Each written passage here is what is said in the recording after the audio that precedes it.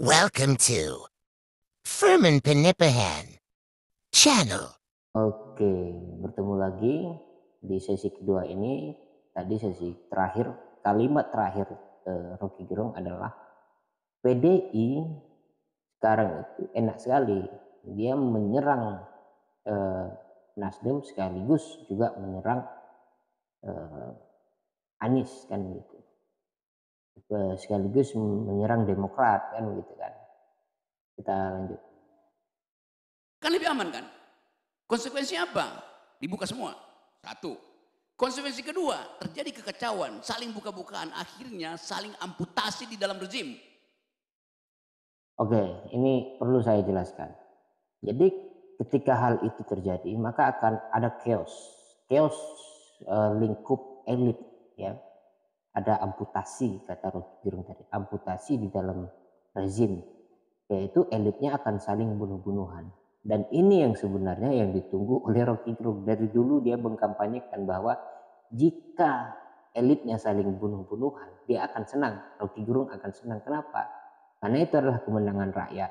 Karena semua aib akan terbongkar dan tidak ada lagi persekongkolan. Kekuasaan itu akan sulit dilawan kalau kekuasaan itu bersekongkol untuk melakukan keburukan. Ya, lanjut. Apa yang terjadi? Chaos. Alasan keluarin perpu. Macam-macam cara. Jadi kita mesti menduga dari awal. Saya mau menduga cara busuk kekuasaan berpikir itu. Kan kita nggak mungkin menganggap kekuasaan bisa berpikir secara manis, mulus. Ya. Cara busuk itu yang diajarkan oleh Machiavelli itu. Tadi saudara Valdo mengutip Barrington Moore. Barrington Moore mengatakan no bourgeoisie, no democracy. Sebetulnya kalimat itu dipakai untuk menerangkan mengapa negara-negara demokratis tidak ada revolusi Marxisme. Itu intinya sebetulnya. Karena ada kelas menengah tadi. Jadi kita bukan no bourgeoisie, no democracy, no politician, no corruption. Begitu dalilnya. Hanya karena ada politisi maka ada korupsi. Simple aja. Jadi buat... Iya. Logika itu sangat mengerikan ya. Tapi memang itu fakta. Hanya saja jika tidak ada politisi ya kita juga bingung kan. Negara ini siapa yang membangun, berbicara tentang kemungkinan di masa depan.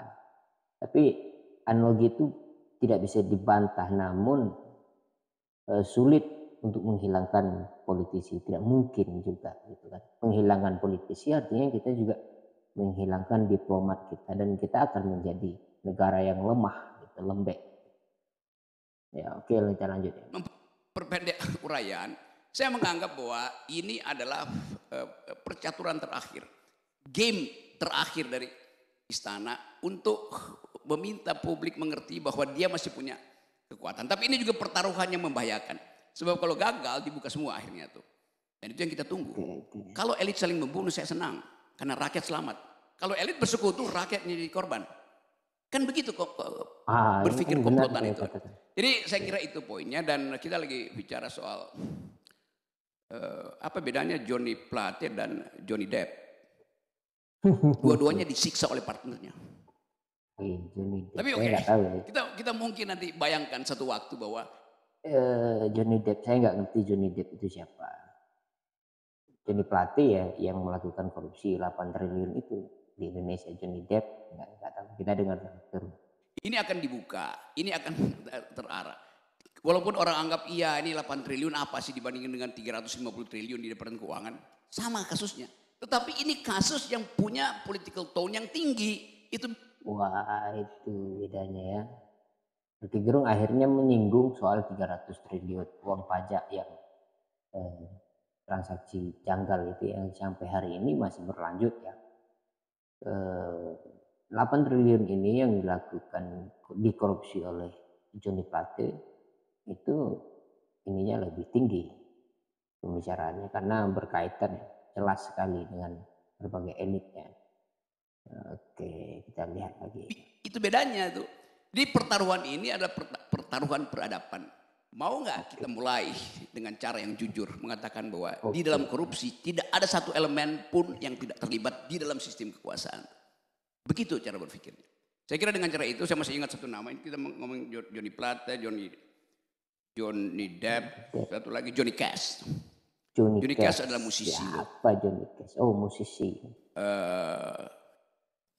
Dia pernah menulis lirik namanya kira-kira tentang penjara. Ini Johnny Cash ya, bukan Johnny Depp. Ya Johnny Indo saya kenal baik dia, dan dia korban dari kekacauan sistem hukum kita.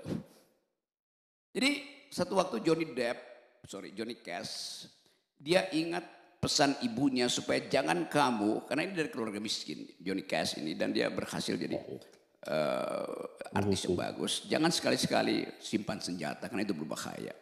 Lalu ke bawah mimpi Johnny Cash ini, dia bilang, iya jangan simpan senjata kata ibu, tapi saya mau lihat seseorang meninggal mati. Maka dia tembak orang itu.